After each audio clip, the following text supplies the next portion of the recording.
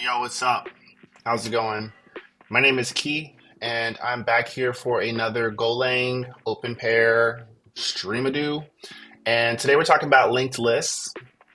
This is something that I am not an expert on, but lately I've been really compelled to improve my understanding of this area of software engineering.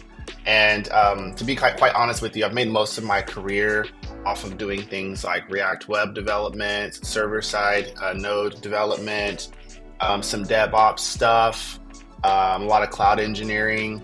And I've been able to skirt by without really having a good idea about linked lists, primarily because the languages that I've worked in have been mostly like higher level languages, and the types of problems that I've solved have been problems that are just different in nature, to where linked lists have not really been a huge part.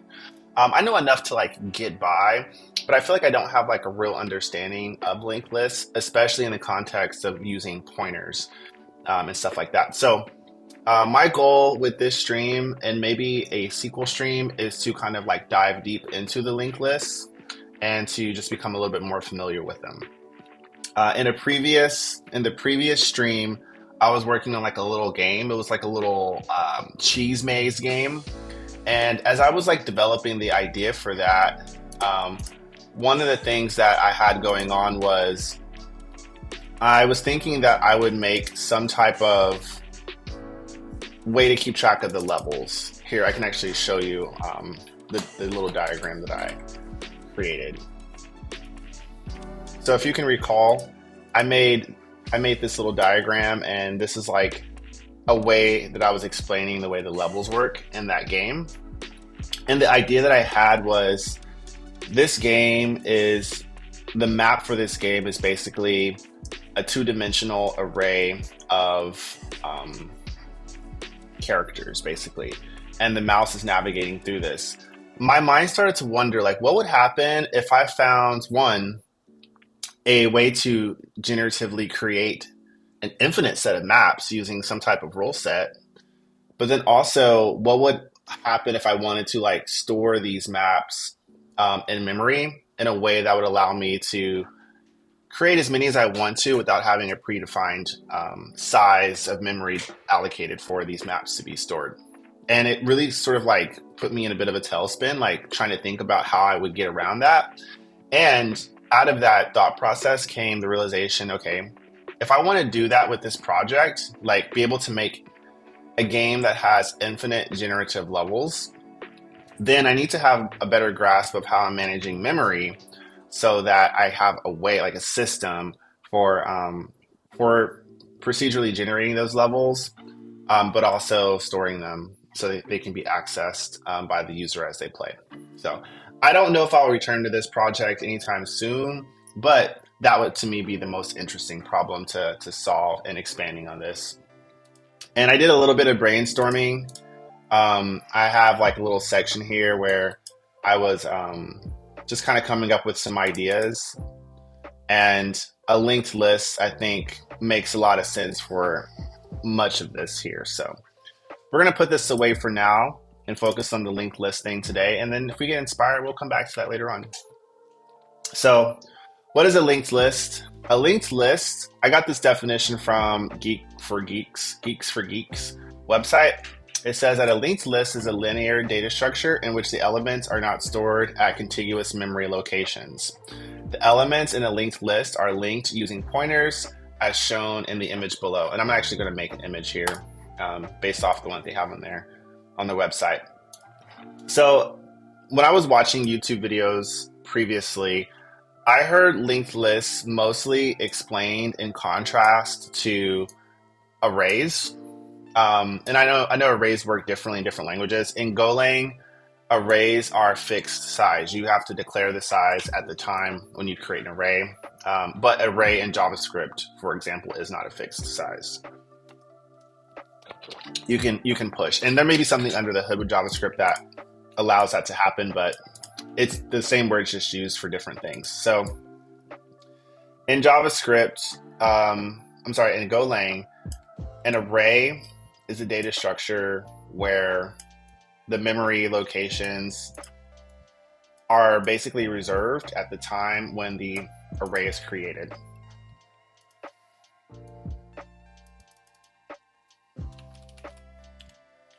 And at the time when the array is created, because the size is declared, then it's pretty easy to know the actual memory locations because they're like basically next to one another, right? So I'm just going to make up some fake memory locations. They're actually more complicated than what I'm going to use here, but let's just say this is memory location 1.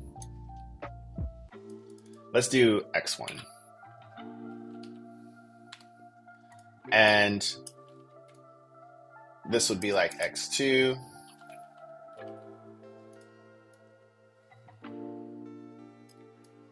And so forth and so on, all the way to xn. Right? So as long as you know the size of the array, which there has to be a size declared with it, you can always make a strong guess at what the addresses are relative to the size and the head, right? So the problem, however, is what if you don't know how many things you want to store in an array, right? And what if you don't necessarily care or need to store things contiguously in memory? So that's where a linked list comes into play. So in contrast, a linked list has a couple of features that make it possible to work with this potentially the same type of data in a very different way. So assume that these boxes here are related bits of data, but they're not necessarily in the same memory locations. I'm just going to make a visualization here that kind of like symbolically represents disorganized, disjunctured information. Hopefully that's the right word, right? So this is like a depiction of a linked list. So linked list has a couple of features. As you can see here, I'm going to basically create this, but in my own way. So each of these red squares, these are nodes. A node is a member of the linked list. So this is like node number 1. This is node number 2. And this is node number 3.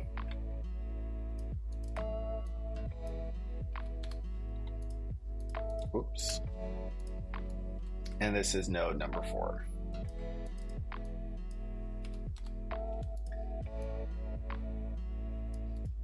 Okay, so these nodes are not necessarily next to each other in memory. So how do we keep track of them? So these nodes will have two qualities. One quality of a node is that it will have the actual data that it contains, right? So one quality is data. Hopefully I can squeeze this in here. Gotta make this text a little smaller.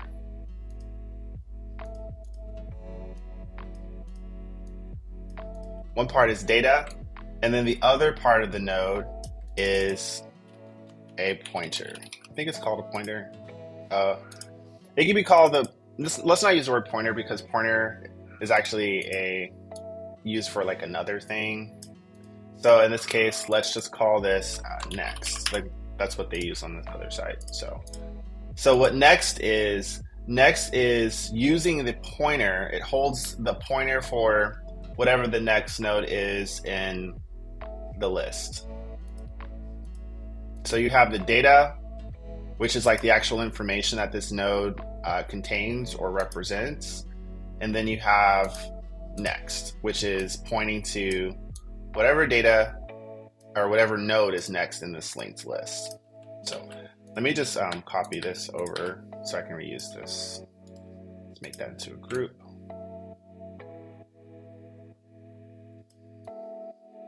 like this. Cool. So I can use my arrows here to represent these connections, right? So node 1 is going to point to node 2. I'll just put the arrow here. And node 2 will point, will point to node 3. And then node 3 will point to node 4. So that no matter where these are stored in physical memory, these pointers should be indicative of how to find the next node. When I saw this, I kind of understood it because I was into blockchain for a little bit. I was not a crypto bro, but I was kind of into blockchain for a bit. And it seems like blockchain also uses this same type of data structure, although for a different ends. So it's not too dissimilar is what I'm saying. So basically today's stream is we're going to be basically focusing on how to make this type of data structure, and then also to a degree what we can do with it. I think once I'm kind of comfortable with making the data structure in a basic way, then I can move on to actually learning different algorithms that are relevant to it. And that's really, that to me is the actual goal. My understanding is that, like, as a developer, what you really want to do is you want to be able to approach certain types of problems. Maybe you don't like fully know how to solve them, but you don't want the data structure itself to become like this intense barrier for like approaching a problem. And you definitely don't want to have an aversion to certain problems just because of the data structures that are involved, right? So I don't need to be a master of this, but I do want to get to the point where I'm comfortable enough to like freely explore my ideas without kind of skirting around different ideas or like avoiding certain types of ideas just because I'm afraid of the data structure or whatever that might be involved in it, if that makes any sense. So this is our graphical representation of like what we're dealing with. And then the next thing is that we're going to move on to actually making this. And I'll be sure to include this graphic after some cleanup, of course, in the repository for this stream. And I don't know, this may end up being a 2-part stream. We'll see. It's almost midnight. I did get some sleep earlier, but it is pretty late. So no guarantees for how long or how much this will include. Last point here is if you are interested in following along, sorry, my cat is active right now. If you're interested in following along and you want to enjoy this experience yourself or just simply run this code that I write, there's a link down in the description below where you can go and see this on GitHub. This is the repository. I'm still going to have to like work on the code in here, but this is the repository that you can actually check out, and I'll have all the details of how to run this so that you can use it yourself. And the only requirement is that you have GoLang installed. I don't have any other dependencies or packages with this particular project. So it's fairly simple and direct to set up. And to help me along the way, I'll be referencing the GoLang book, which is also in the description below. It's a free book. There are a number of other resources. GoLang docs are pretty good. GoLang book is pretty good. And yeah, so just check that out. And we can go ahead and dive into the actual work now. And like I said before, I'm not an expert at this. I'm literally learning this as I stream this. So if I speak like a tutorial, it is only because I'm a teacher in real life, not because I am an expert. So take what I say and what I do with a grain of salt, and we'll have a good time. Okay, so let's start working on the basic linked list file. I have basically already set these up so that I can just do, go run ./src, which will run this main Go file here. Let me clear this out. It'll run this main Go file here. And in fact, it might be a little easier for me to to do this inside of a separate terminal so I can make this bigger. Let me just bring a terminal over here for you. There you go. There you go, friend. Okay, so basically I can run go run./src, and that will run my main file, which is this main go, and I have these other functions, these other files, a part of the same package as main. So this is just like allowing me to run everything without having to like put all these like long paths in my terminal here. So okay, let's work on the basic linked list. Okay, so the first thing we have to do is actually make a struct, because in order to get this data and next property onto a data structure, we're going to need a struct to define it. So type node struct.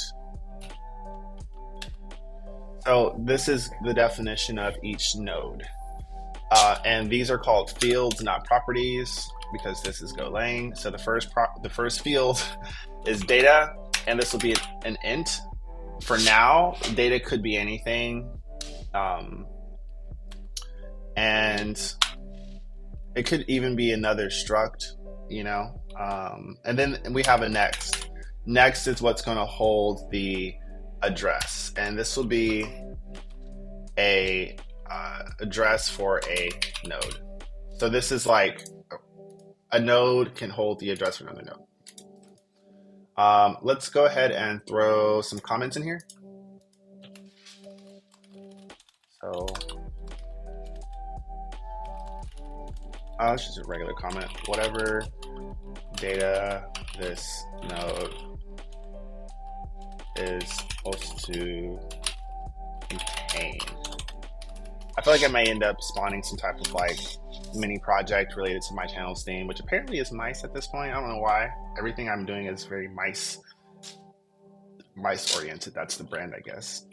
Okay, so this next thing is a address in memory pointing to the next node in the list.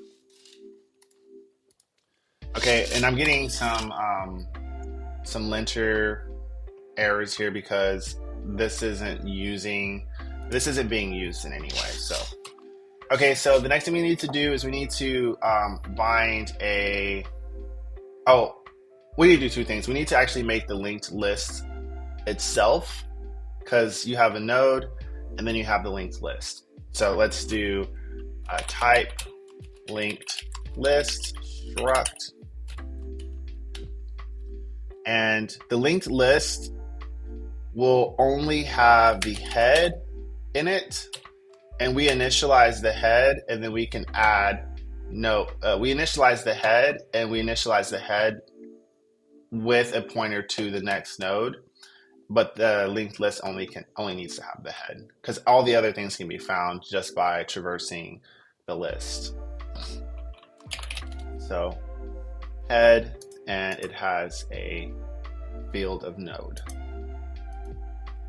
Okay, so we need to have at least one function or method that is bound to the linked list, and that is for us to be able to add to the end of the linked list.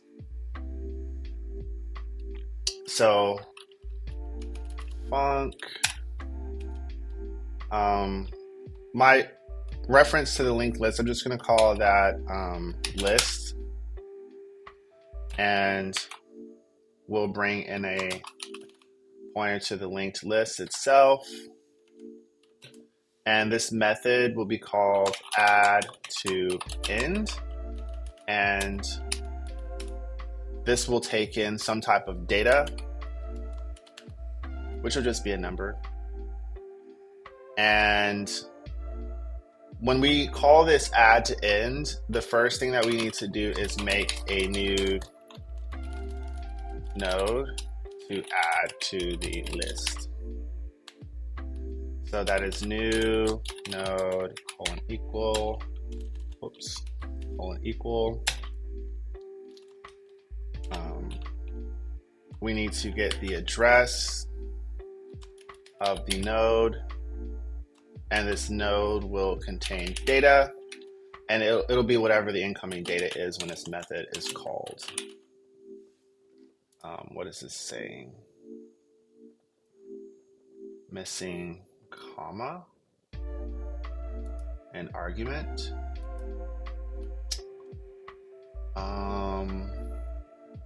Oh, curly braces. I always do this. Okay, curly braces. That's how you use the struct. Okay, so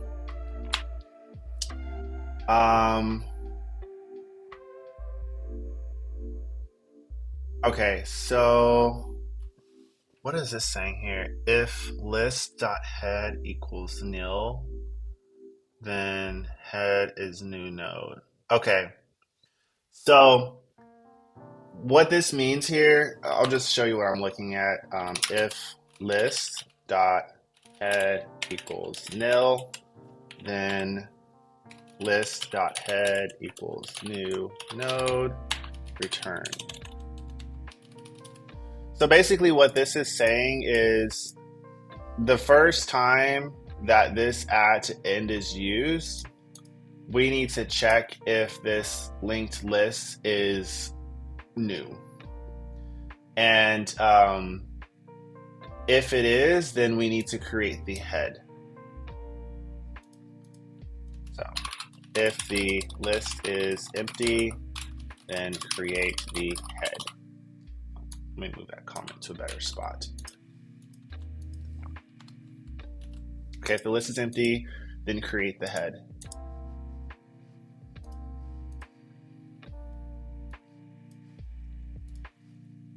Ooh, excuse me. Okay.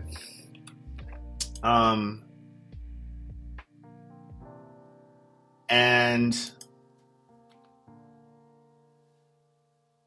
the next thing here is last. I'm following a little guide that I made earlier. I just generated one and I'm kind of following it along, but I don't know what the code does. So I'm having to like wrap my mind around it and process it, which I think is helping me understand what's going on. List.head, so last equals list.head. Okay.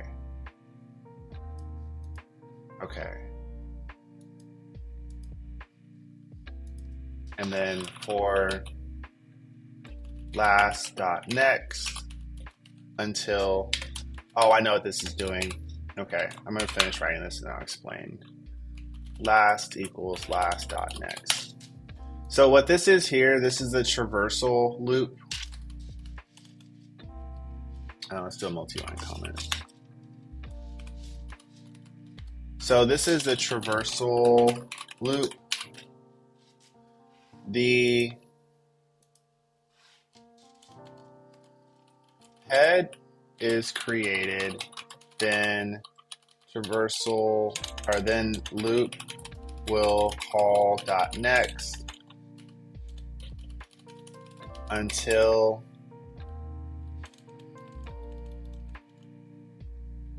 it'll call the .next function, or it'll call the .next property, I guess.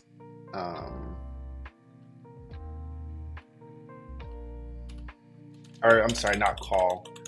The loop will assign it will assign last to be .next until it reaches the end of the list. That's what it does. So you can see here it says for last.next. If it's not nil, then last becomes whatever the current last.next is. And it'll keep doing that. So it's like first it's this, next is this, next is this, next is this. After node 4 in this example, it'll be nil because there's nothing after 4. And then in that case, it'll break out of this loop.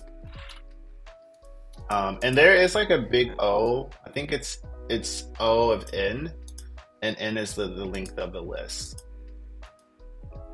Okay, So last.next, I should put a comment here, reassign value of .next, which effectively will bring us to the end of the list.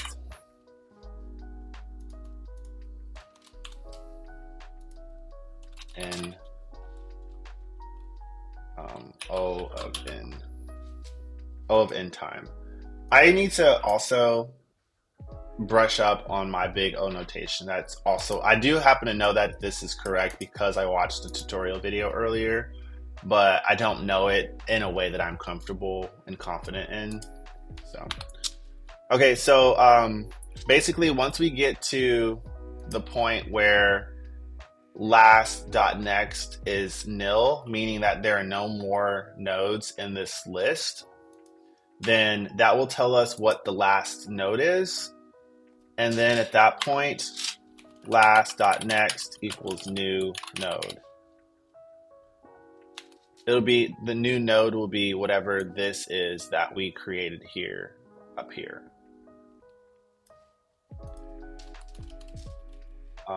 Once the last node has been reached, a new node, a new address will be added pointing to the node that was created at the beginning of the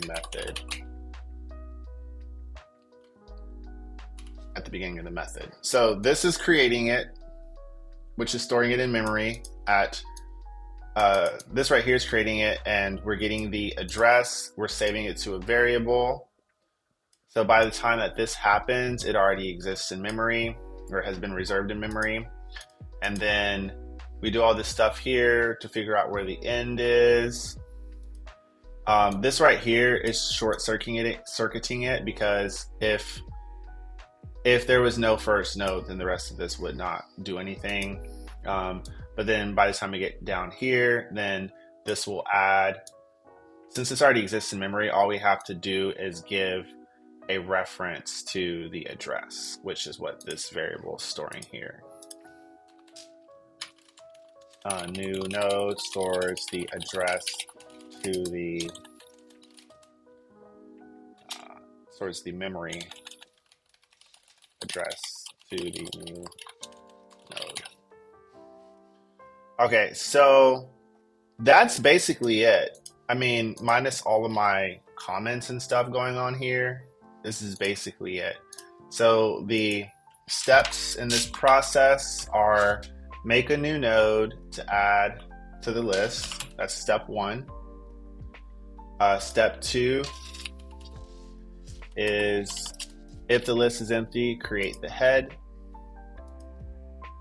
Step 3 is do a traversal loop to find the last node in the current list. And then if that is found, which it should be if it's gotten this far, then that brings us to step 4, which is add new address,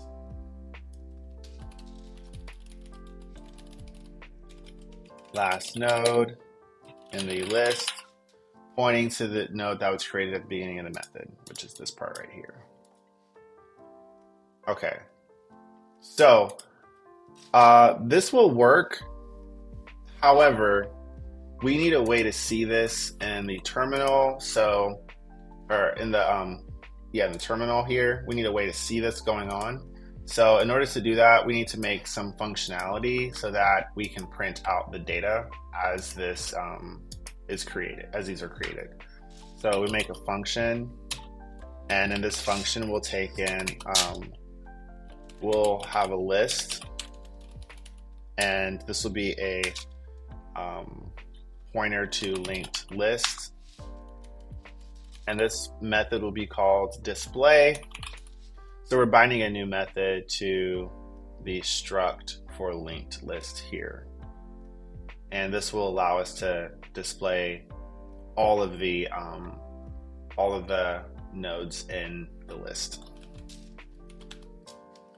I'm gonna have to add some comments here. Display or loop over list and display all data. Yeah.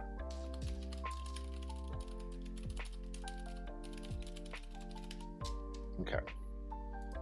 So this will be so current. So the current is the starting point.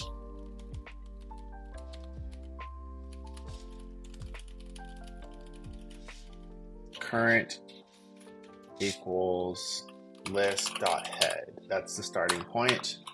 And so current is going to change. We're going to loop over current, and we're going to keep going while it is not nil, which will loop over the entire thing. I forgot my equals here.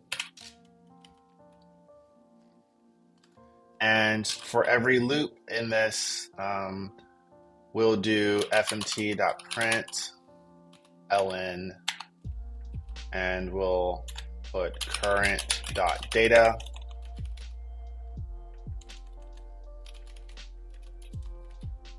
And some space here.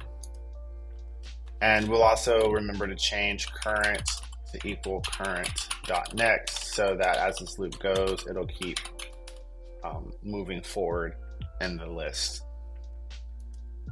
Okay, so I think this is good. Now we can actually initialize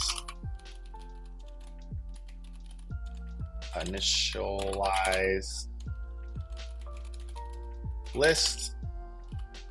And so for that, we'll do list colon equals linked list, that, and then we can start to add. So we'll do list dot add to end. I'm getting error here. Missing argument conversion. Oh, it needs to be this. Yeah. So it's a struct. Okay, so add to end, and we'll just do sequential numbers. List dot add to end to list dot add to end 3. List dot add end 4. Let's go all the way up to 6. 5 dot add to end 6. And then finally we'll do list dot display.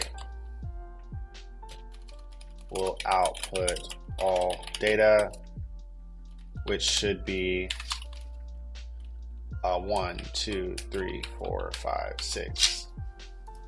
Okay, so let's try this out and see if this, works. Oops, my bad. I was trying to add this here. I need to figure out some good convention for my comments, because I got a lot of color going on here. It's getting a little overwhelming. Okay, so let's go ahead and run this. And yup. Okay, that worked. Okay, so that wasn't as bad as I thought it was going to be.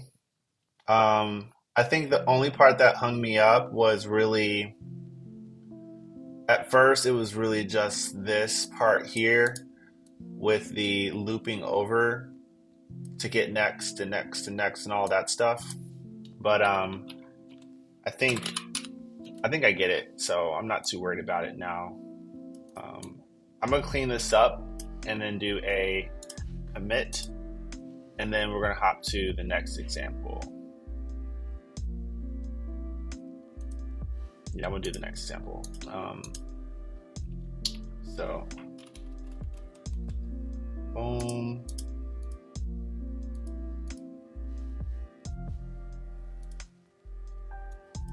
And then reassign the value of next. I think I can get rid of this comment here.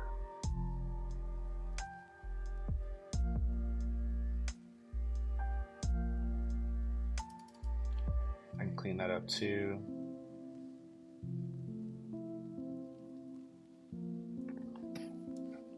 We'll just call this primary data.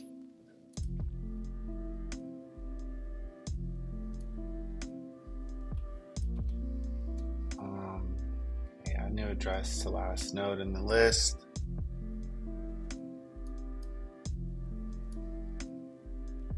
Add new address to the node that was created in the beginning of the method.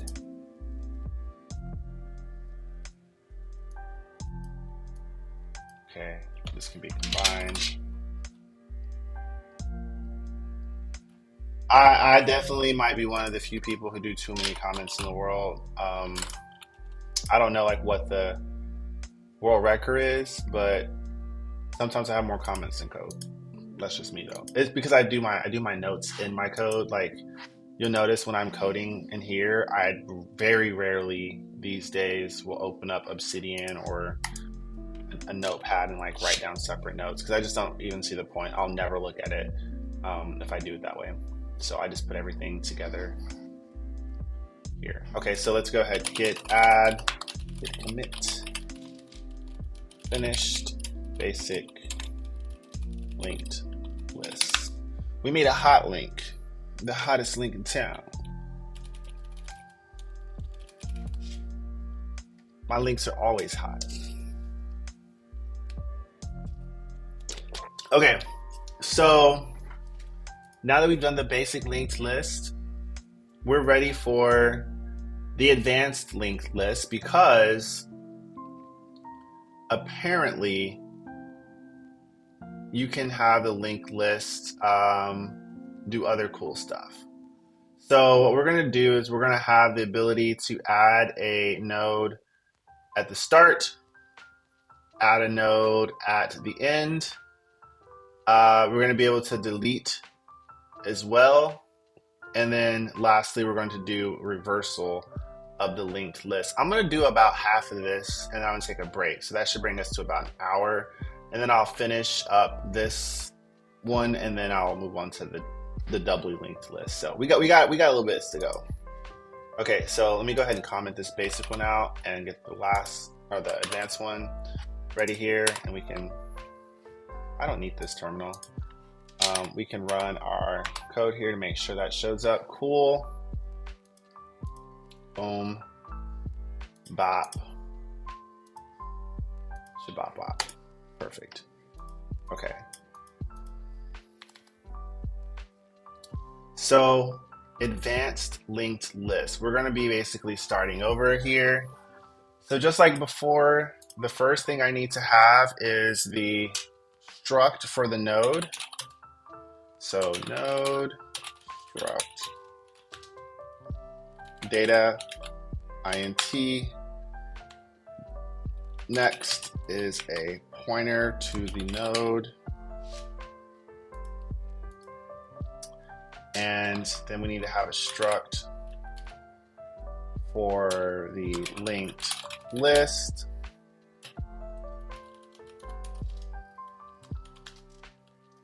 And this is going to have head, which is a pointer to some node, or it's of a type node pointer.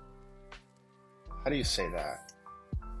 Yeah, it's a type of node pointer. So it's just going to be one of these, but it'll be the pointer of it. Okay.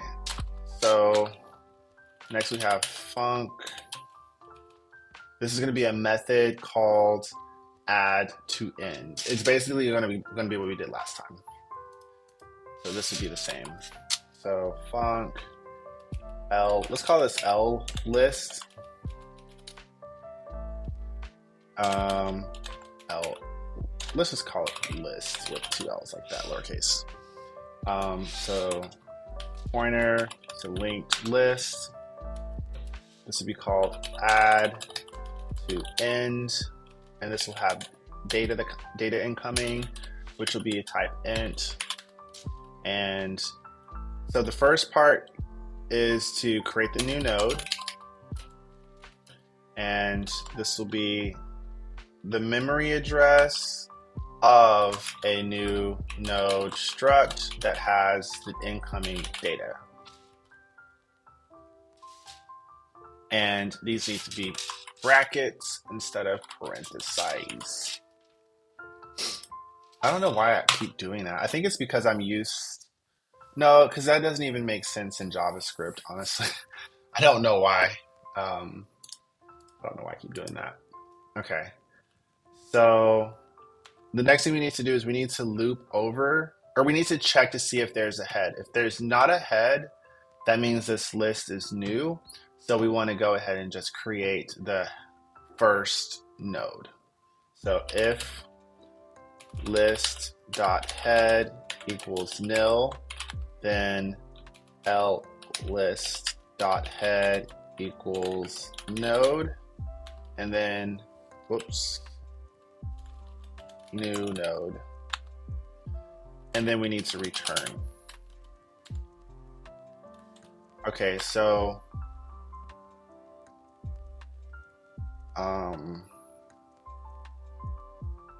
yeah, so that would end this method and that would be done. What am I getting here? Unidentified new node.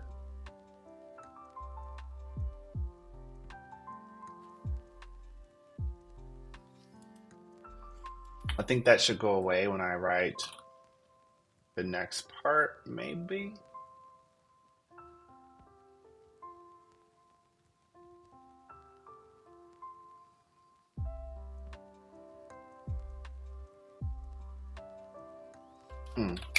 Let's just keep going.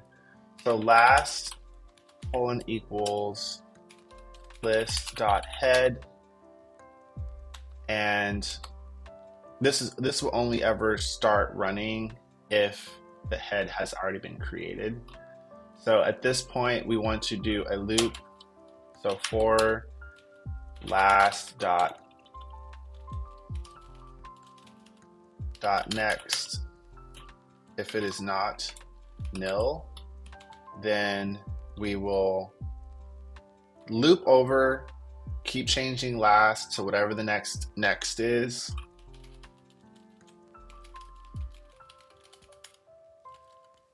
Keep doing that until it is nil, and then last dot next is going to be new node, which, as we looked at earlier, is a, oh, I know, I forgot the colon here. Okay, so by this time, new node is going to be a pointer to the node that was created up here. So this is going to be how we add. So add a new node at the end of the linked list.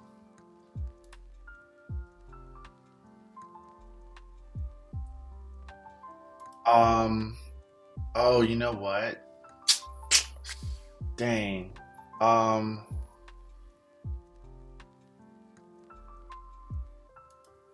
Okay, I'm gonna have to change these because it actually does not like me using these names again because these are in the same package as main.go. Yeah, that's annoying. Should I should probably just go ahead and okay, what to do. My aversion is that I don't want to change all of this, but you know what? I'm just going to change this to linked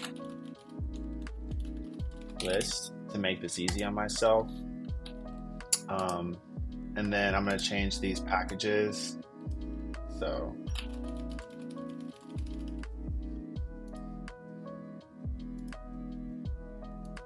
yeah.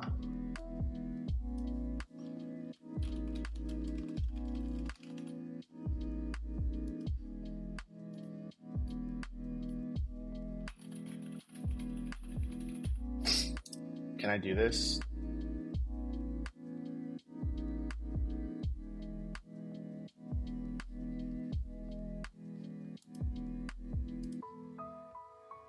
probably doesn't want me to do this. Um, oh, I'm tripping. I'm tripping. It actually doesn't matter because this actually just saves me from having to do this part. Yeah, this is fine. I think this is fine. I don't really need to worry about this. This is a not a problem actually because me reusing these doesn't hurt anything. Now I've messed this up.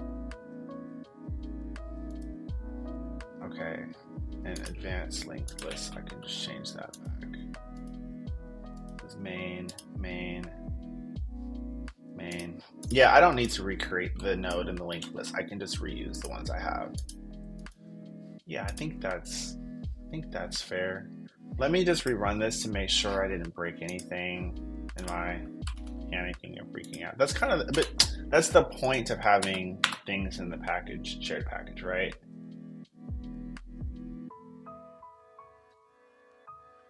Method linked list to add.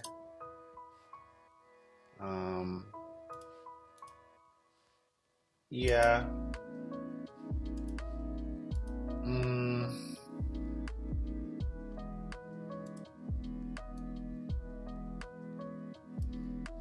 yeah, I could probably skip this add to end part here. It is nice that I wrote it out, but unless I'm willing to refactor this in a way where um, let me try something. 1 second.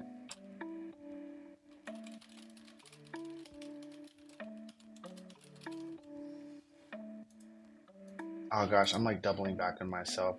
Let's do these one at a time. So I'm going to change advanced linked list to advanced linked list. And I'm going to change my module linked list. Let's just make this advanced.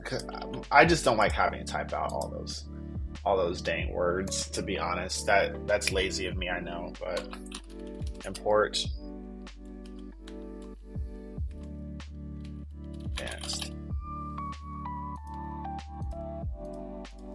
I think that's what I have to do.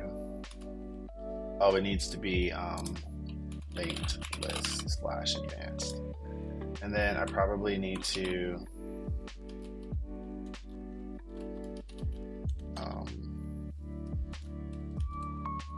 reload. I did this before and there was like an issue with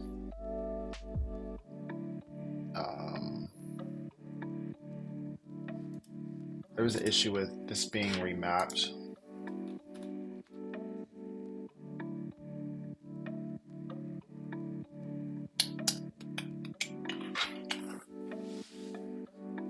Um,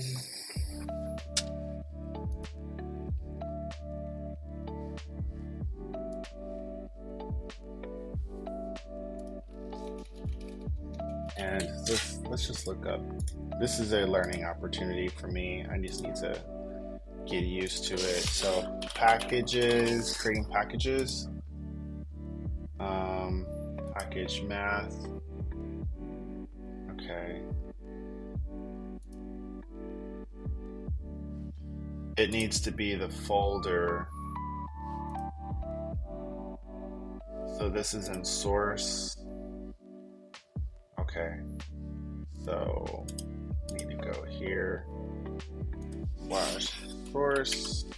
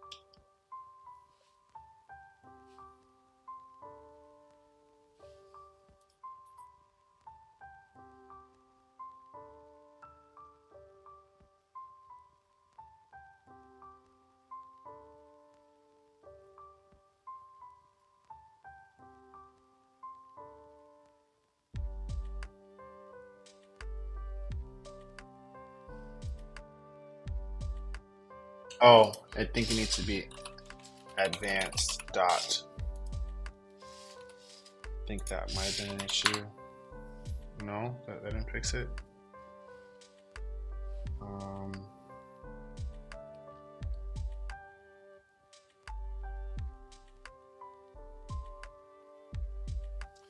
it might not like that these are in the same folder. So let's also move this. Um,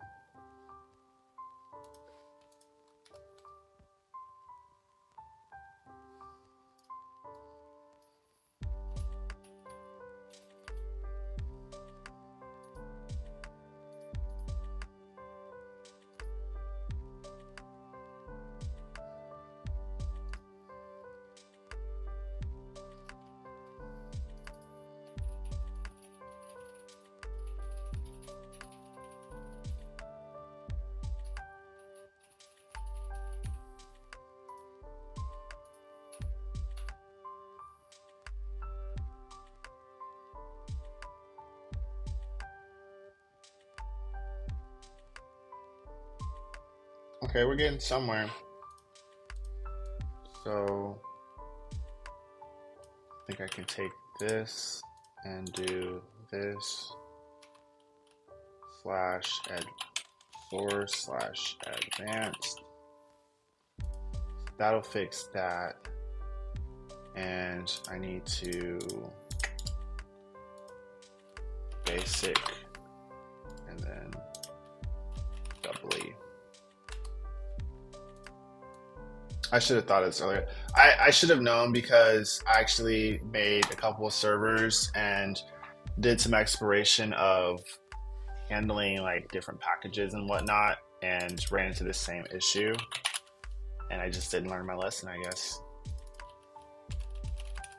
This is interesting though, like because I'm a teacher, I'm getting used to the idea that sometimes you're going to just mess up on things, even when you're trying to present information to other people. Like that is just what's going to happen sometimes. And what can you do? You know, like you just live with it. Let's go ahead and import basic in here as well.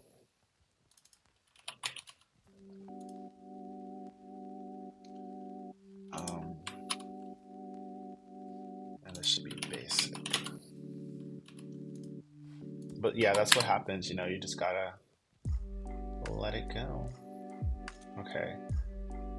Uh, let's run the basic one first.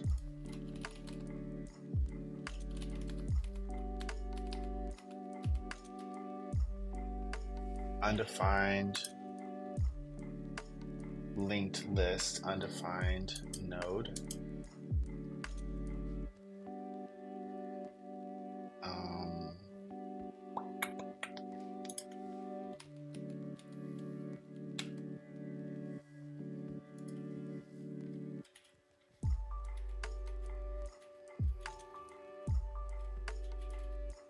Okay, I have to.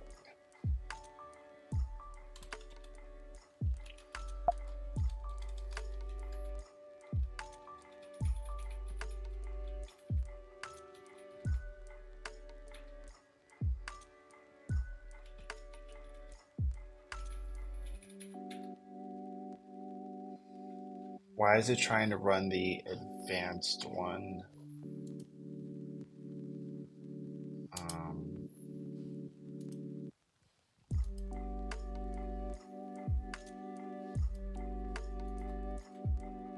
Oh, okay, there we go. Okay, cool. Okay, so the basic one works, and then now we can. So I guess I shouldn't have an import that's not being used is kind of what I'm getting. And that's shown up as well as issues in the past. So let's just comment out that one and bring this one back and see if that now works. And I had deleted the new node thing here. So because it's the same as this, I could just bring this back here like that. Okay, we're good now. Ooh, I was getting a little worried there for a second. Let me go ahead and commit this. Moved um, examples into their own folders and packages. Yeah, I should have known that. I was trying to treat this like Node and just run individual files, which I think I could do, but I also don't want to have to type out all that stuff because these are long file names. So yeah, and this is really the way that packages should be, anyways. Like, point taken. Touche. Okay, touche. Okay. I think we're good. So, okay, we have add to end. That's cool. Let's go ahead and like do the display function because we want to just be able to test out that at least this add to end works, and then we can start focusing on the new functionality here.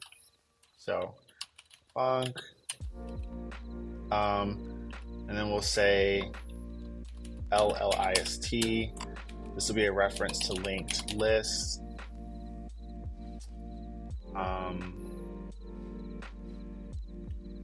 And this method will be called display. And we'll start at the current head. And then we will loop over it, going next until it is nil. So current is not equal to nil, fmt.print current.data. We don't need this at the end.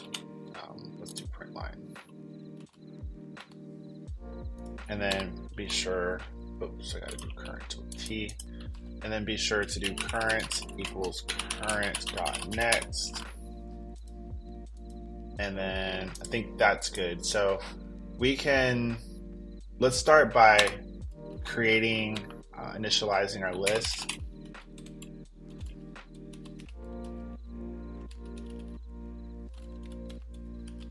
Curly braces, don't forget. And then let's go ahead and add some numbers here. So 1, 2,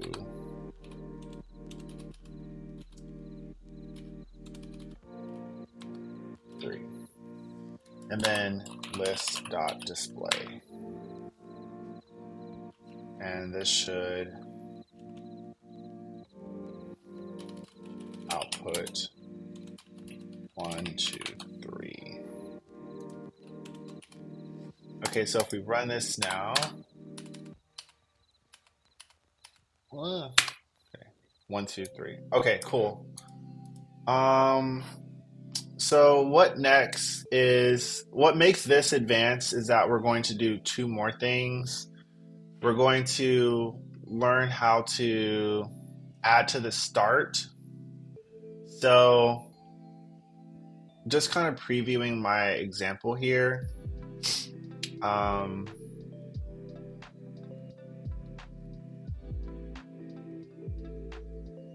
Just previewing my example here. What you can do if you want to move something to the front of the list is all you have to do is reassign the head. Since the linked list already has connections between all of the nodes, the head can change to any of those nodes or a new node. So yeah, as long as the new node you make has a reference to whatever the current head is, you can start with that new node as being the new head. So we'll do that, and then we'll also learn how to remove from the list, which I think is a more complicated problem after I take a quick break here. So give me like 10 minutes. It's 12:30 right now, so I'll be back at 12:40. Yeah, thanks for coming by.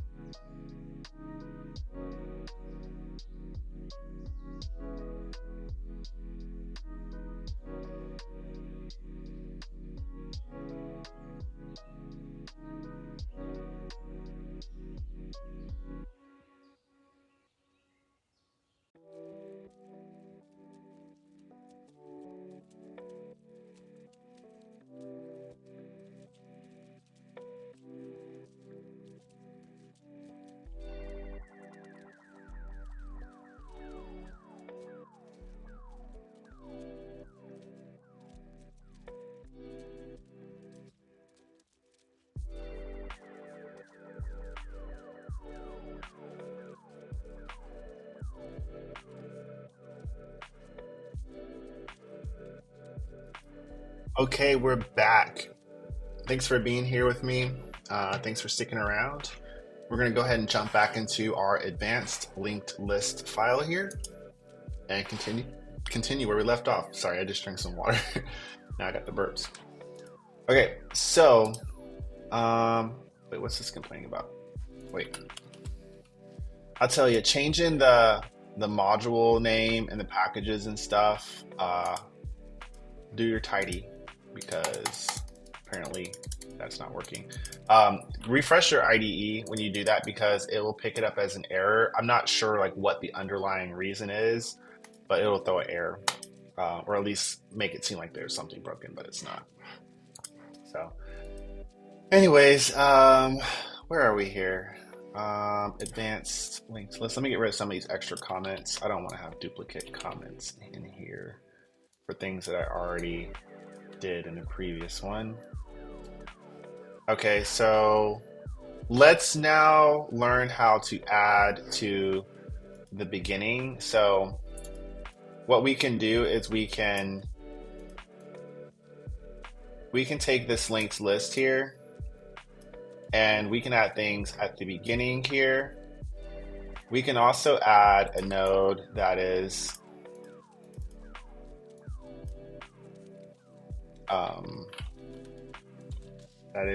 head dot next. How do I write that out here?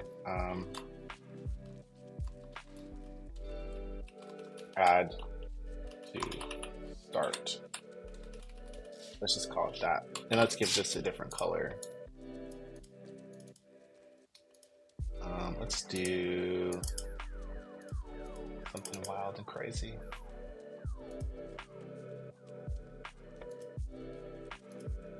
Wild and crazy. And let's make this white.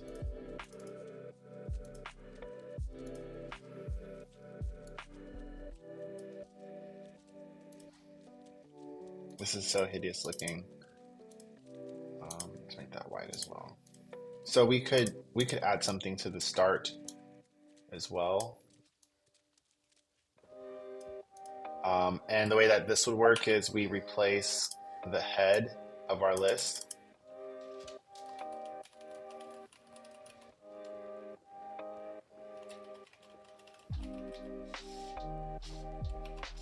Like this, replacing the head of the list with whatever our new head is, making sure the new head is containing a reference to the old head as its next value. Make this text a little smaller.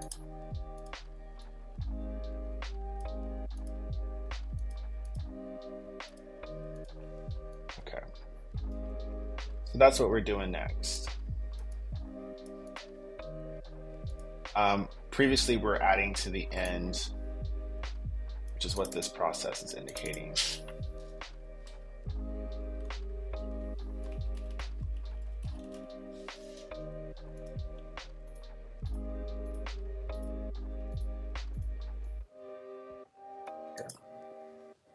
Okay. I'll come back and write some extra comments in here.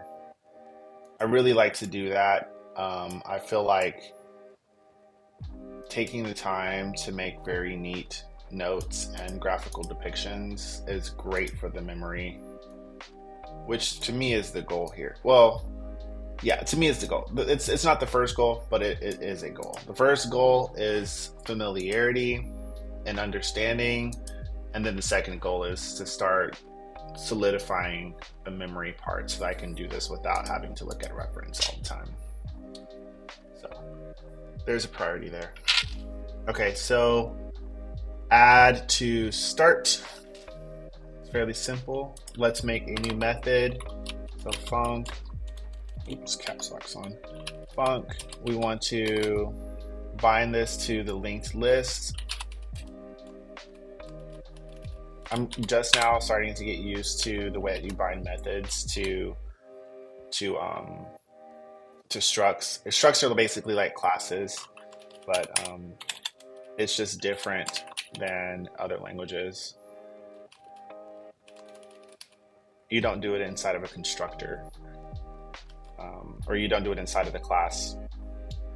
That's what I meant to say. So add to start, we need to have some data, of course, and then what we do is we use the reference to the linked list, and we say dot, we need to have a new node. So new node, and then this is the address. We want to have new node be the address of a node, and we want the data to be data, and we want next to be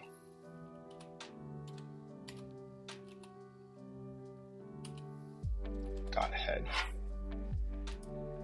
So new data, use the head of the linked list as the next, and then the part that will make this the new start is if we do list.head equals new node. So this has to happen after. So we can test this out by doing down here list.add to start, and the data we're going to give it is 0, and out, we got a display. Display, and output should be 0, 1, 2, 3.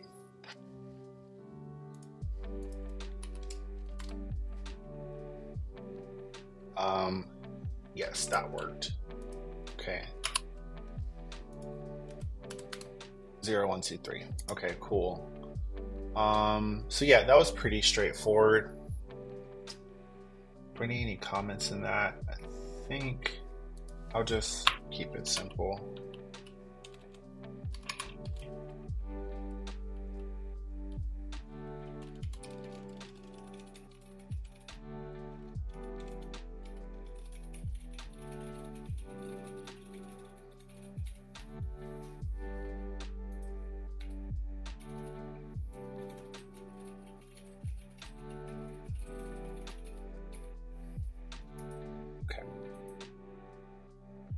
Perfecto.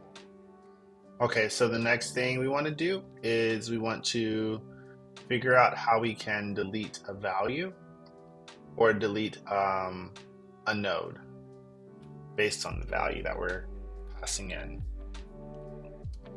So let's make a new method. And just like before, we got to make this bound to the linked list. We could probably have an interface that has a set of methods as well if we wanted to. Not really necessary, but that would make sense since we're binding all of these methods to it. So delete with value data int. So we're going to use this incoming data as a condition for a loop to determine which nodes to delete. Okay, so if list.head is nil, then we don't want to do anything. We're done. There's no point.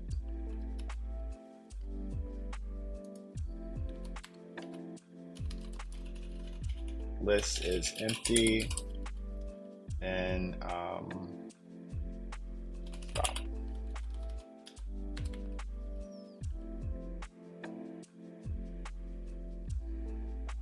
Okay, next part is if list.head.data is the data. If it matches, then list.head equals. So basically what's going to happen is we're going to be shifting data over. If it turns out that the first thing has something we're trying to delete, then what we'll do is we will make the next thing the head.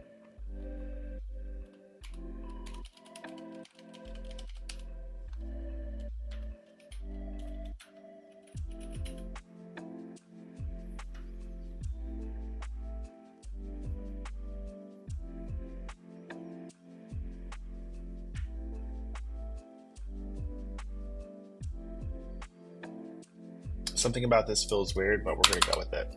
Okay. So the next thing is current equals list.head. And we're going to create a loop that goes over everything. Current.next.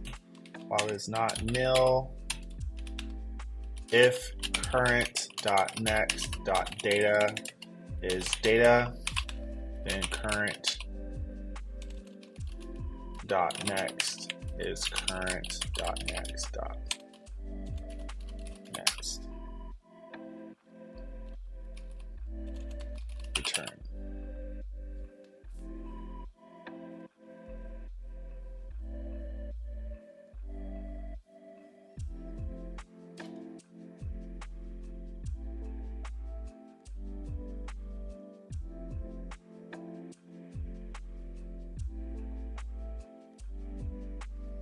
And then current would be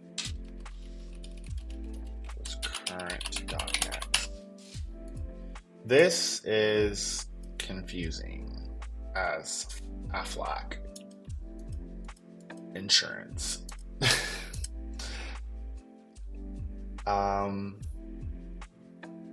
Well, first of all, let's see if this works, and then we can try to understand what's going on. So list dot delete with value. Let us delete 1. Let's delete 2. So output should be 0, 1, 1, 3. And we have to display this, of course. Okay, so let's try this, see if it works. Oh, this should be just 1, 3, because I won't have a 0. Since I come, oh, well, I will have a 0. I will have it because it's still running. Okay, cool. 0, 1, 3. So it does work. That's good. Let's add some more comments.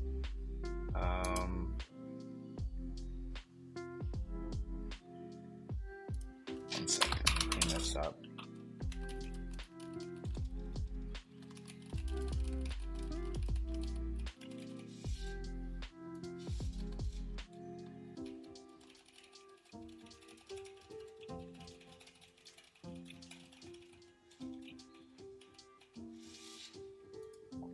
So if the list is empty, stop.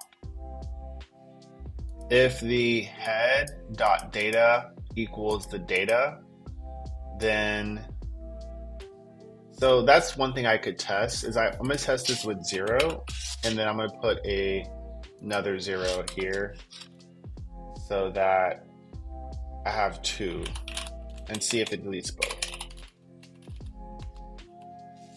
Yeah, that would be a good test. So, okay, this did not delete the last one. So I feel like we don't need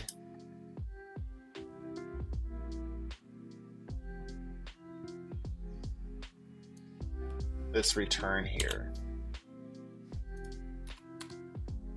Yeah, we don't need this return, because if we have a return here, it's going to break out of this method after it finds the first one, and that's not what we want. We want it to get rid of all the zeros. If I intersperse some more in here, they should not show. Put one right there. You know, it would be like really cute if I made this with emojis, but that's just me. Especially if it was mouse emojis, that would be super cute. Mouses and cheeses. That's a distraction. Let's not go down that rabbit hole. Okay, so let's run this again. So this should be, oh, I got some zeros. No bueno. Why is that not working?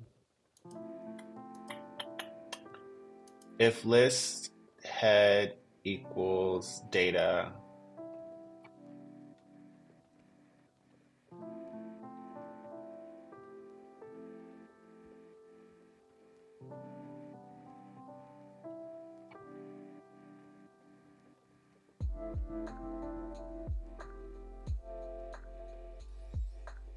hmm.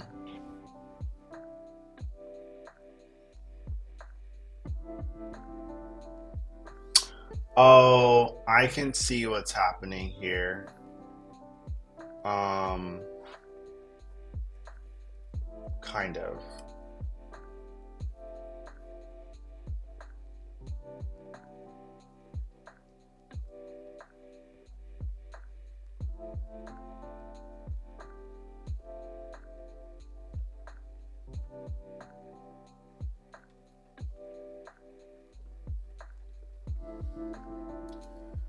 Huh. Let me bring that back. Let me not be too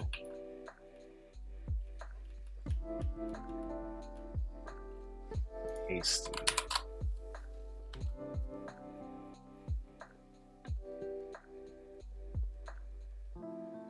Yeah, so this definitely will only delete the first one, um, which is this. If I got rid of that, would it delete the... Okay, yeah, so this will definitely cause it to end.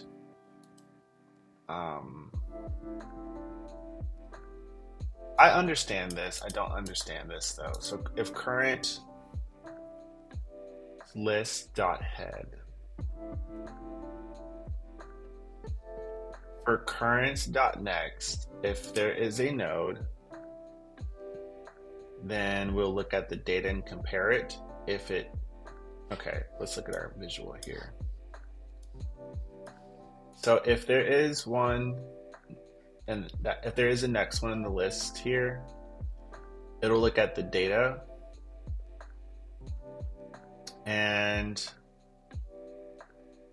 if that data is the 0 that we're looking for, then current next, then it'll look at the next one here and it'll return. I think maybe I'm not supposed to have these returns here. This one, oops.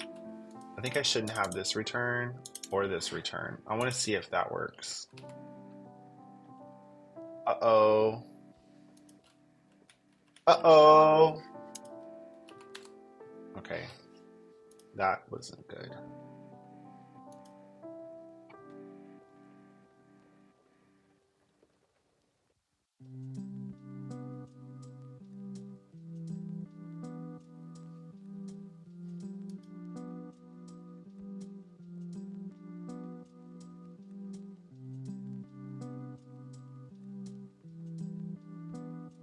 So basically this will keep going until it finds, okay, this will keep going. So this whole thing will only work for whatever the first one is that matches. It will not delete all, it will not get all of them. Getting rid of all of them is probably a whole nother algorithm, because you're gonna have to look further. You're gonna have to look until you find a 0, then look after that 0 until you find one that's not a 0, and then look at the one before you found the 0 and change its pointer to the next one that's not a 0.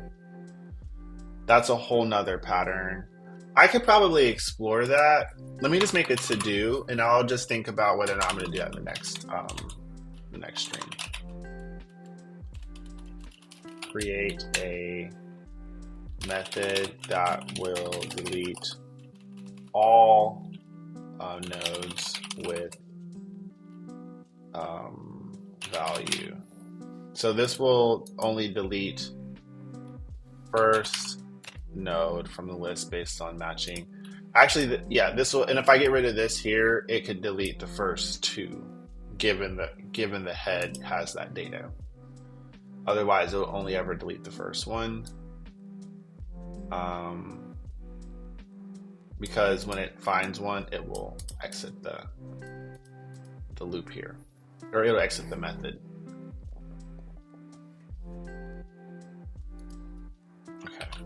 Okay. So let me add another comment here just in case this is confusing, because I know I might look back at this and be like, what? This is broken. So we'll only delete either the head plus first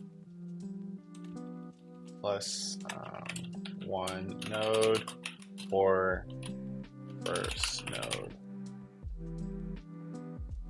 that has the value. Okay, not too bad. Yeah, I think what really hung me up on this one was my expectation. So I'm gonna write a blog about this on my LinkedIn page, and this will probably be what I write my blog post about. What's like a little article, because I feel like by explaining this, it'll be useful for me just to kind of verbalize it. So, okay, so clear. And then what we got next? We got next to reverse. We're going to reverse the linked list. So,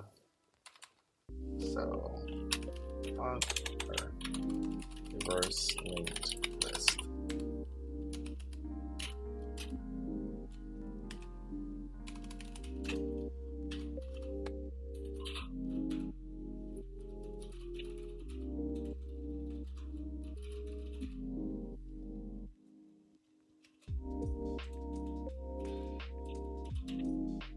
Okay, so we need to have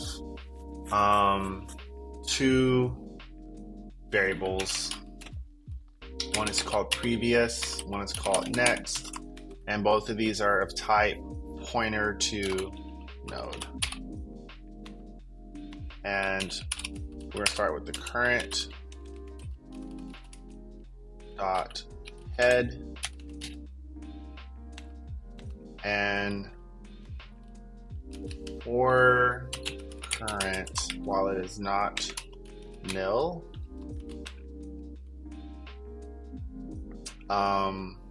next equals current dot next, current dot next equals previous. Let's just write this, see if it works, and then write comments. Previous equals, this is definitely new for me. Current equals next. There's a lot going on here.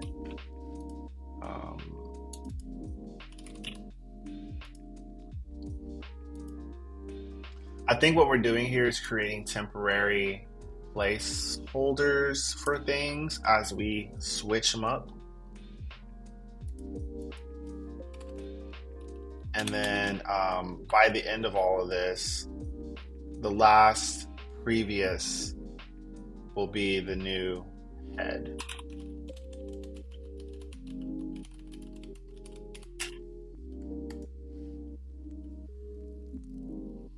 Oh, excuse me. I think this might be the last thing I do for the night. Honestly, I'm a little tired. This is a good cutoff point, though. So, okay, so list dot reverse, and then list dot display. And I'm expecting this to output. Get rid of this. Wait, before I do this, let me update my things here real quick.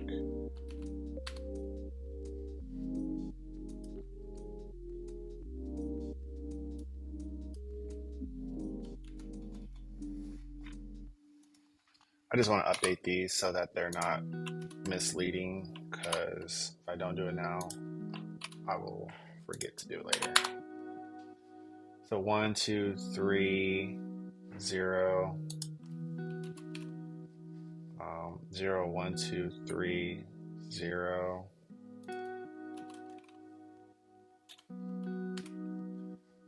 and then 0, 1, 2, 3, 0, or 1, 2, 3, 0. Okay.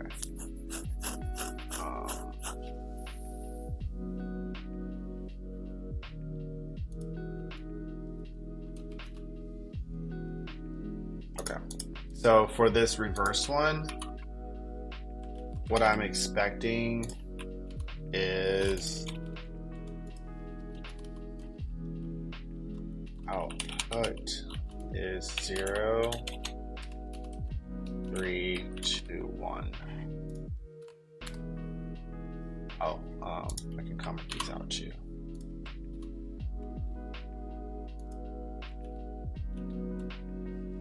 You know, let's just put print fnt.print line here. That's probably a little more useful. Actually, I could just do this inside of the display function. That makes more sense. Where you at? Where you at? Display.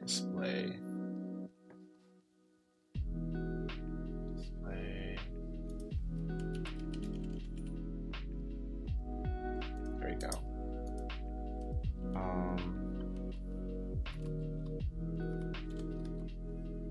That work? Nope.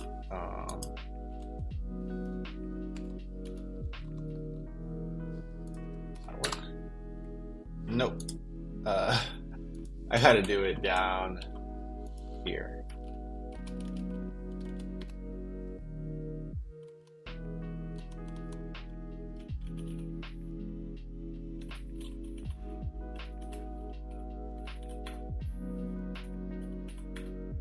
There you go.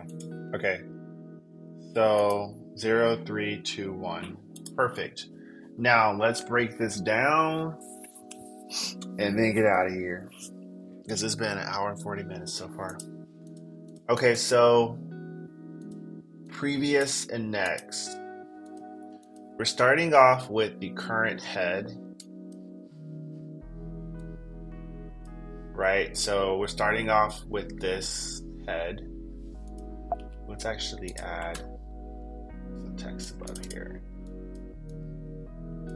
Let's call this original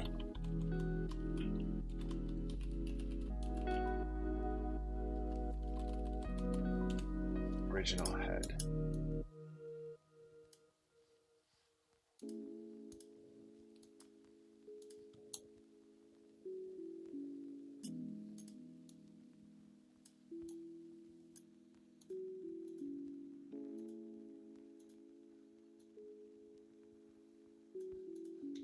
So we're starting off with the original head here.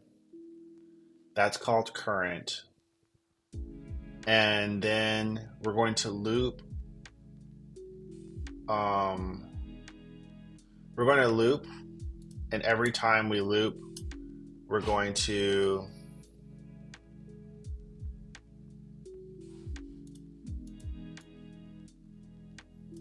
okay, this loop is going to keep happening for current. Current's value is going to change. First, we're going to say current.next, which is this, equals next.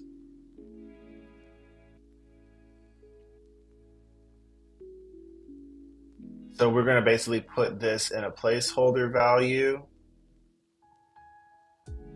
and we're going to make this the new previous.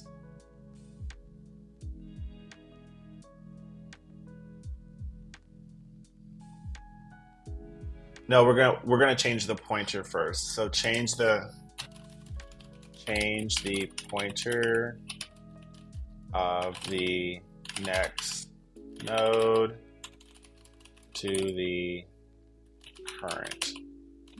So it's gonna take it like this and go boop for just those two. And then the previous one becomes the new current, and the current one becomes the next one.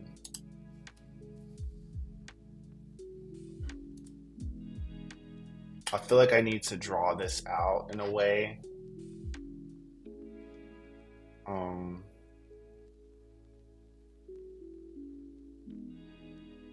I need like an animation. I don't think I have time to do it now, so I'm gonna recap this in our next stream. But let's go ahead and try our best. So for this loop, it'll start off with next. Next is whatever the current dot next is. So if this is the current, next is going to be this. This next will be just stored in this value in this place called next, because we're going to use it later on. And then we say, hey current, we're going to change your next pointer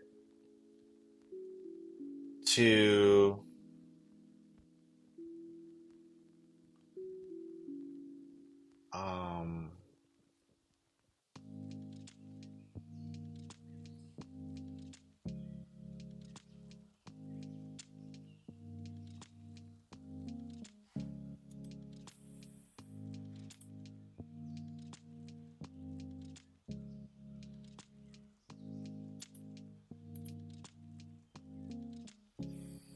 hold on.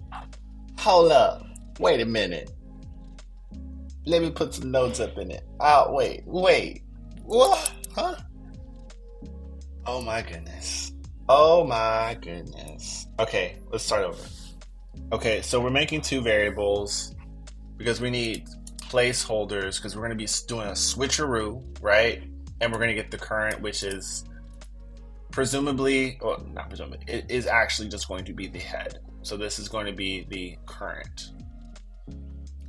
Next is going to be whatever this current.next is here.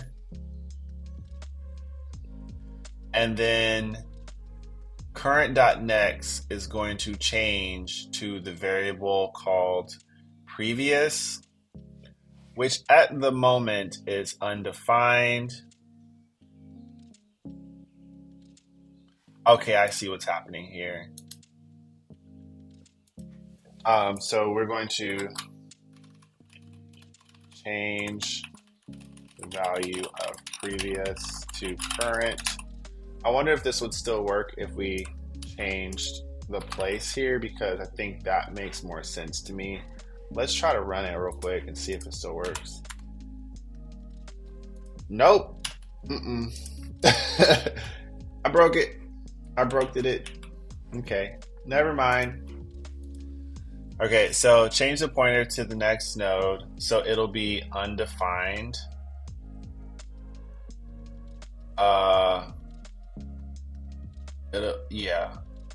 It'll be undefined. I think maybe this is responsible for holding up the loop so it doesn't continue through.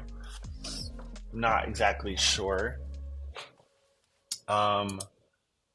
Okay, so that was kind of scary.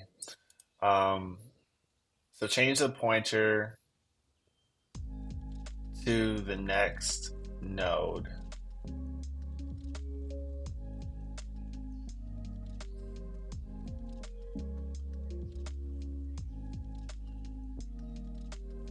Change the pointer of the next node to the current.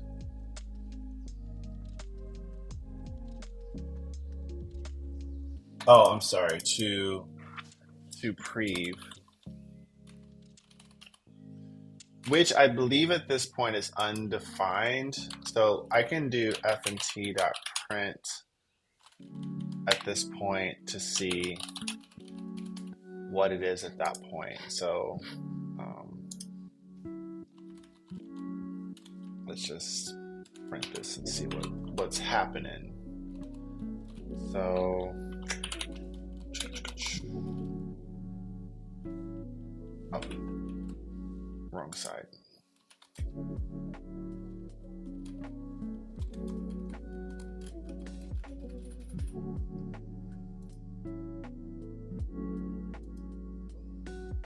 Did I do that wrong? I forget how to do. Let's just run it and see. I think I did that wrong. Is it a dollar sign in GoLang? Nope. I did that wrong. Is it printf, maybe? It's not printf.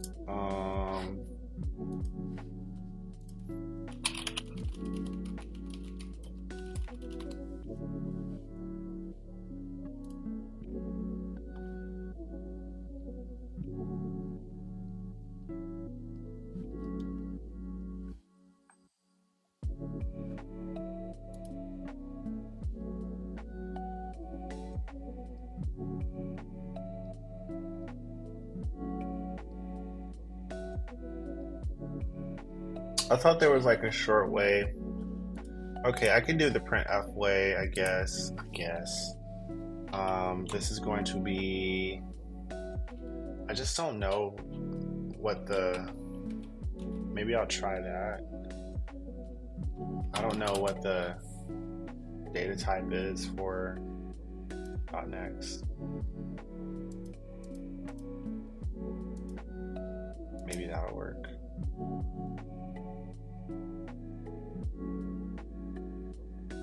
What is the data type for .next? Oh.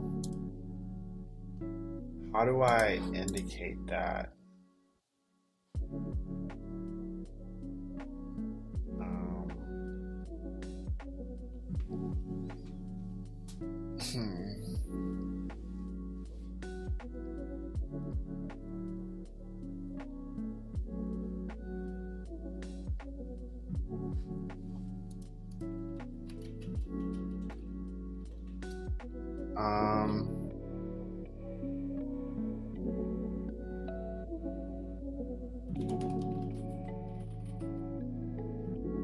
What's it called? It's not concatenation. It's called, I'm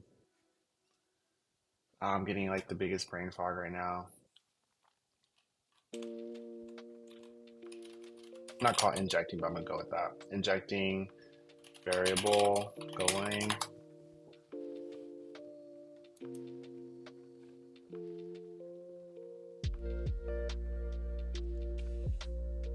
I thought there was like an easy way to do it in line.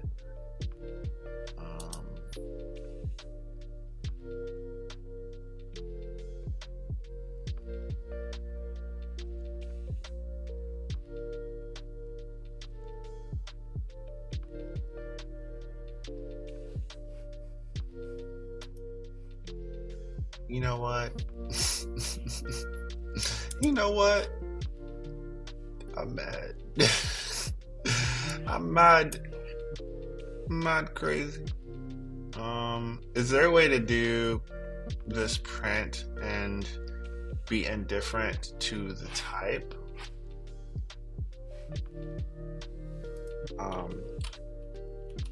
Print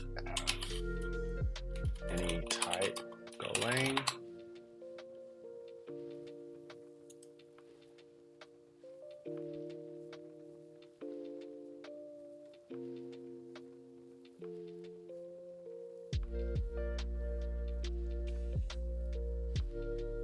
V, is that what it is?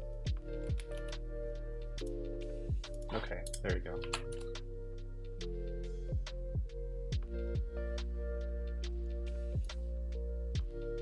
Okay. So, yeah, it'll start off as nil.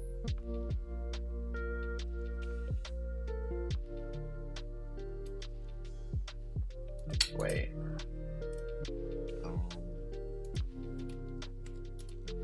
Let's make this easier. So current next.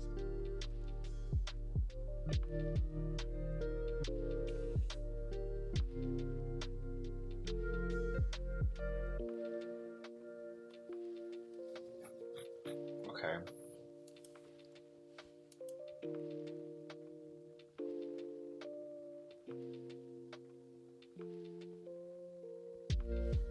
Okay, so I guess what I'm learning here, let's do prev as well, and then I'll maybe try to explain what I think I understand here.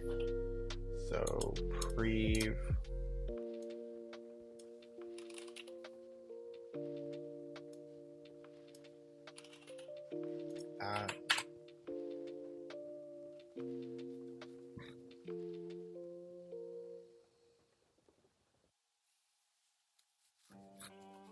Okay. Yeah. So,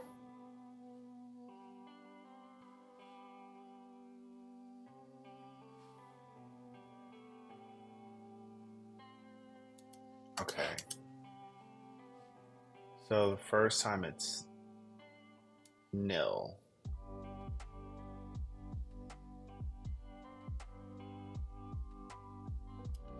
So start at the head. It will take the head dot next. It'll make it nil, and then it'll say so the head. I'm sorry. The current dot next is a reference to the next thing in the list here, and that will be set to a nil value the first time because um, this is just a variable that's going to get changed here. And current dot next.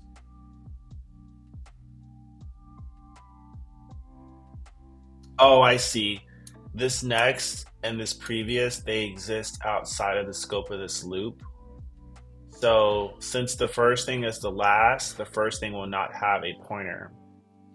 But then when this loop starts again, okay, so okay, that makes more sense. So the first time this loop runs, it's going to take this first thing, it's going to put it at the end, and it won't need to have a next because it's the last thing. But it'll remember this first thing, and then when the next thing is added to this reverse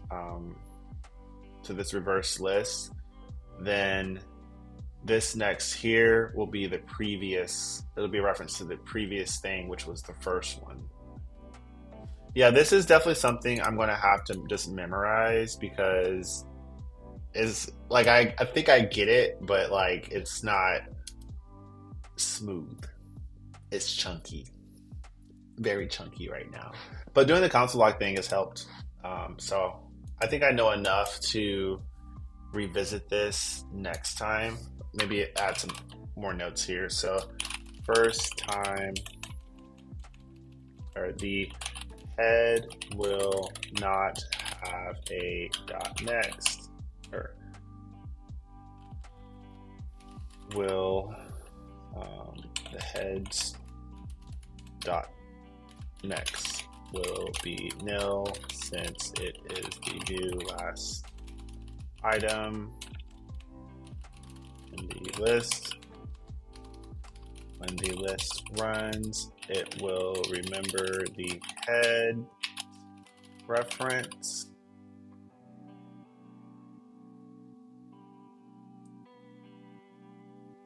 because it's stored as prev, which is a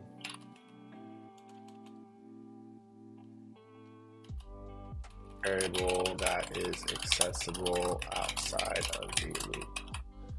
Is var global? It's not global. Var just means that it is changeable, not that it is global. Not like JavaScript. Okay, so when the list runs, it will remember the heads reference. When the loop runs,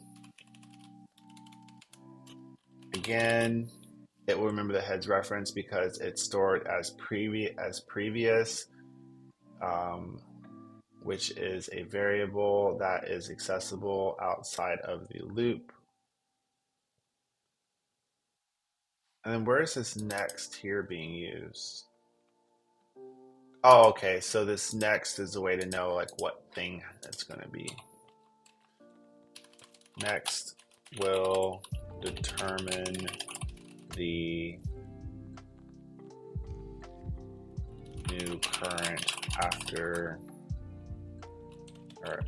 at the end of the loop so that the next iteration can know where to start, even though the previous node is disconnected from the list.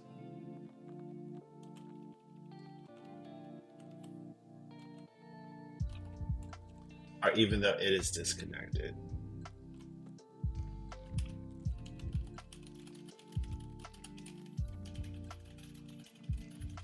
Temporarily while the reverse algorithm runs. Okay, so the heads.next will be nil since it's the new last item in the list. And when the loop runs again, when the loop runs the second time, it will remember the heads reference because it is stored as previous, which is a variable that's accessible outside of the loop. Which means that when the loop runs again, this previous value can be assigned to whatever the next current thing is.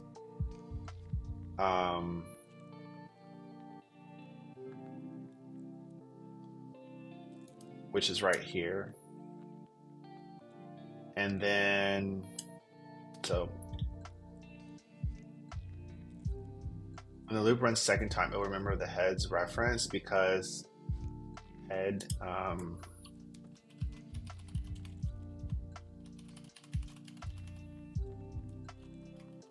or the previous node's reference because it has been stored.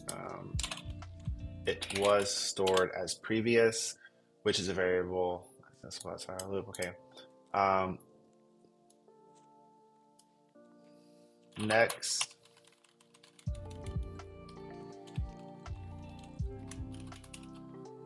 we'll determine the new current at the end of the loop so that the next iteration can know where to start, even though it is disconnected from the list temporarily while the reverse algorithm runs. It's kind of like this disconnect and things are moving like this. That's how I'm imagining it in my head. And then by the end of this whole process, whatever was the last thing that was called previous will be considered the new head. Okay. So I feel like 60%, maybe 50% understanding with this right now. But the beauty of learning is that when you try things over and over again, you start to understand them. So with that being said, we are at the 2-hour mark and I feel really good about this so far. So let me add another to-do here. To-do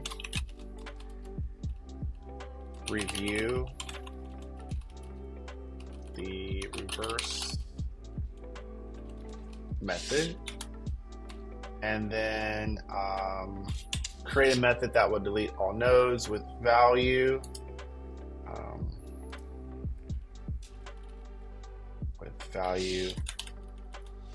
arg, and then of course continue to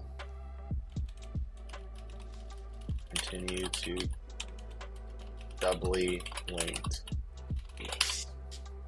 Okay, so those are the 3 things that we're going to do in the next stream. I'm going to call this one done for now, so let's go ahead and commit and push this up.